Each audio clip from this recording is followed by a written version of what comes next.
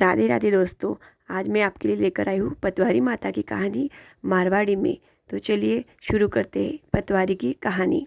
दो भाई बहन उली तीर बेन रती पीली तीर भाई रतो। बेन को नेम हो रोज भाई को मुंडो देखनो।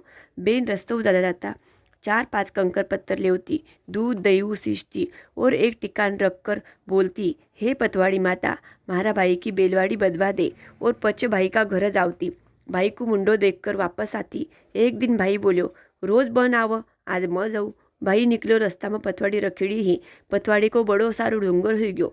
भाई सोचो, मारा बेन ने आवानो कितो त्रास तो शिला, जीको पतवाड़ी माता ने बिखेर देवो, कंकर बकर कर देवो। भाई को पेट दुखन लाग्यो। हाय हाय करता घर आयो। बन न कवायर बेजो, थारा भाई को पेट घणो दुख ह। भाई को मुंडो देखनो होशिला तो जल्दी आ। बेन घरासू निकली। रस्ता में देखो तो पतवाड़ी कंकर बकर करेड़ी पड़ी ह। मन पतवाड़ी भेड़ी कर, जान जान भाई को पेट दुखनो कम हुआ। सगड़ी पतवाड़ी भेड़ो कर्या पच जान भाई को पेट दुखनो कम हुआ।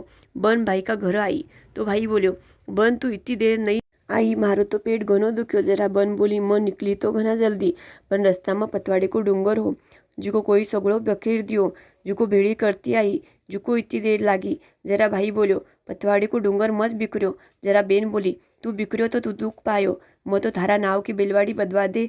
बोलो रोज पतवाड़ी सींचती, हे पतवाड़ी माता, भाई को पेट दुख्यो जान कुना को मती दुखवा दे।